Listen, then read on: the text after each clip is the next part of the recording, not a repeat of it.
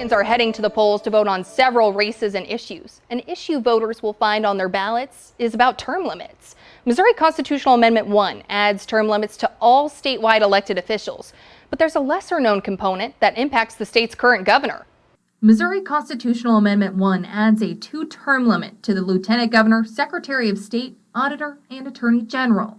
I mean, right now it's kind of a weird thing where the governor and the state treasurer are banned from seeking more than two terms, but the lieutenant governor and the attorney general and other statewide elected officials are not. But this amendment also adds a restriction on running for re-election on those serving more than 2 years in a position they weren't elected into.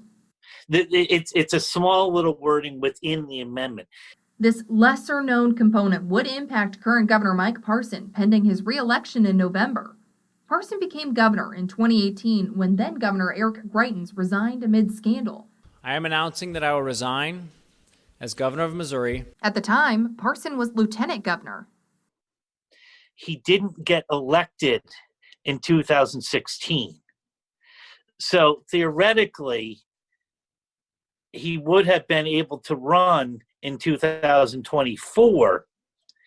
But what this is saying is, no, he will not be able to run. Political expert Justin Coffey says this was a strategic move by lawmakers.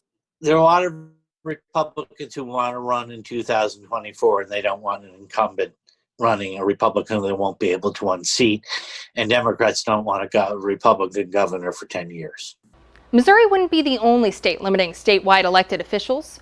Arkansas, Delaware, Oklahoma, Nevada, and Michigan all have a two-term lifetime limit on most, if not all, statewide officials. Proponents want to make term limits across the board. It just brings a semblance of normalcy. And what they're really looking for is just kind of standards and fairness for all statewide elected officials. Opponents argue experience really matters.